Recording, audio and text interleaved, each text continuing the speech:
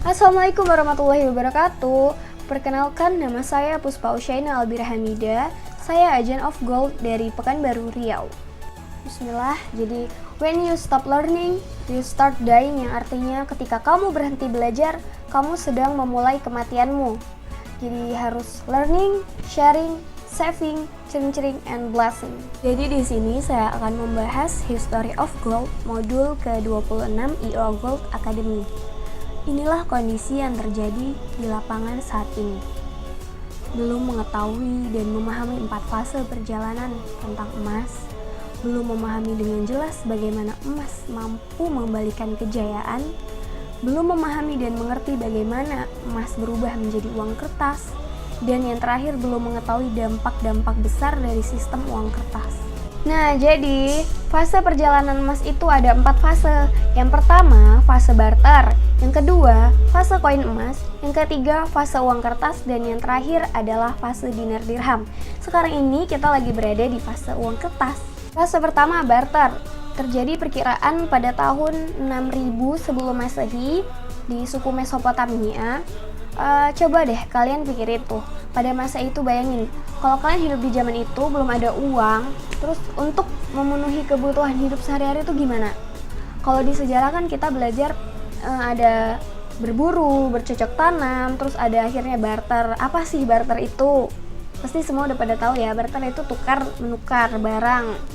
Nah, jadi barter itu adalah aktivitas manusia tukar menukar barang yang terjadi tanpa perantaran uang untuk memenuhi kebutuhan hidupnya sehari-hari. Nah, contoh barternya itu apa aja? Misalkan beras ditukar sama ikan, terus ikan ditukar sama roti, roti ditukar sama gandum, dan lain sebagainya.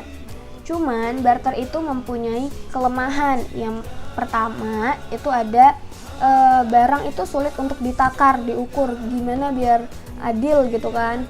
Masa beras sama ikan ditukar gitu aja, kayak ini harus seberapa, jadi kan kayak nggak imbang. Terus yang kedua itu barang sulit dipecah, hampir sama kayak yang pertama tadi, kayak masih masuk nggak adil juga.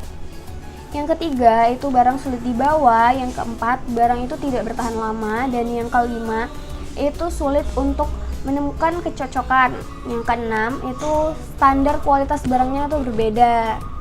Fase kedua adalah fase koin emas. Ya, terjadi perkiraan pada tahun 600 sebelum Masehi, terjadi di bangsa Lydia. Jadi apa itu uang? Uang adalah alat tukar yang bisa diterima secara umum yang berfungsi sebagai alat tukar ataupun penakar harga barang atau jasa. Uang digunakan sebagai alat transaksi. Ada 3 fungsi uang. Yang pertama yaitu sebagai alat tukar, medium of exchange. Yang kedua adalah alat takar, unit of account. Yang ketiga adalah alat simpanan, store of value. Ada banyak contoh benda yang dijadikan sebagai uang, salah satunya yaitu garam atau salt. Jadi zaman Romawi kuno itu, tentara itu dibayarnya sebagian dengan garam. Berikut contoh uang dalam bentuk koin emas dan perak. Nah, yang ketiga itu fase peralihan dari uang koin emas menjadi uang kertas. Berawal dari resiko dan kesulitan membawa koin dalam jumlah besar, maka muncullah penitipan koin emas kepada bankir dengan jaminan surat hutang IOU, yang artinya saya berhutang padamu. Dan itu nilainya setara dengan emas yang dimiliki. Hanya saja, ternyata kertas jaminan yang dianggap sebagai alat tukar tersebut itu terus dicetak tanpa ada cadangan emas sebagai penjamin. Akibatnya timbul crash dan akhirnya para bankir tadi itu bangkrut kemudian kabur.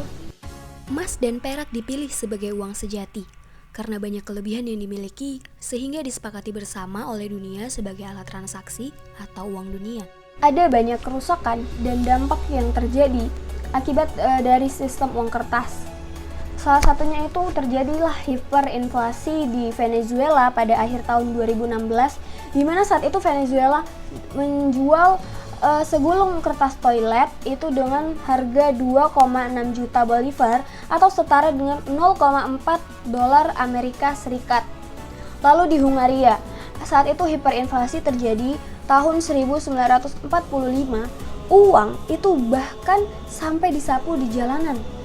Saking tidak berharganya, dampaknya adalah kemiskinan terjadi.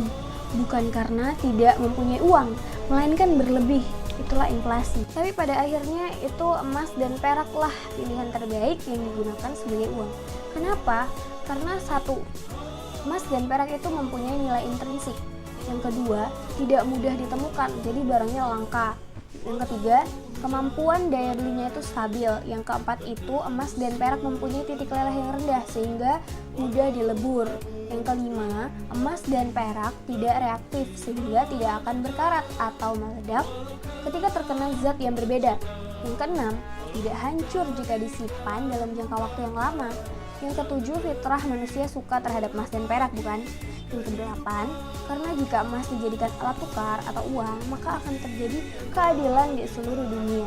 Next, fase yang terakhir adalah fase dinar dan dirham. Akan datang suatu masa pada umat manusia, pada masa itu tidak ada yang bermanfaat kecuali dinar, uang emas, dan dirham, uang perak. Itu hadis riwayat Imam Ahmad. Nah guys, ternyata belakangan ini udah ada loh yang sadar, beberapa daerah yang sadar pentingnya emas sebagai uang. Itu ada di negara bagian utara Amerika Serikat, lalu ada Kelantan di Malaysia. Uang kertas, mata uang saat ini tidak sama dengan uang sejati. Uang kertas hanya berfungsi sebagai alat tukar dan tidak mampu menjadi alat takar, bahkan alat simpanan. Maka konversikan sebagian besar harta Anda menjadi uang sejati agar selamat dari jeratan inflasi yang menyengsarakan. Bersiaplah menuju masa depan dengan emas dan perak yang akan kembali menjadi uang sebenarnya. Sudah siapkah Anda memasuki fase dinar dan dirham? Lalu apa yang bisa kita lakukan saat ini? Yang pertama, kita harus mengedukasi umat tentang pengetahuan emas, karena edukasi itu penting sekali. Yang kedua adalah mengembalikan emas ke kantong-kantong umat. Yang ketiga, menghadirkan emas dari kepingan yang terkecil sehingga bisa dijangkau oleh semua kalangan. Yang keempat, menyelamatkan masa depan umat dengan penguatan finansial. Apakah peran IUA Gold dalam mengembalikan kejayaan? Ingat AKM, amankan, kembangkan, dan manfaatkan. IUA Gold akan menghentikan efek inflasi dan deflasi sehingga bisa menguatkan perekonomian keluarga, negara, dan umat. Alhamdulillah, sekian dulu penjelasan dari materi History of Gold. Maaf sekali apabila ada kesalahan, itu datangnya dari saya. Saya mohon maaf. Terima kasih sudah menyaksikan video ini dan sampai jumpa di lain waktu. Wassalamualaikum warahmatullahi wabarakatuh.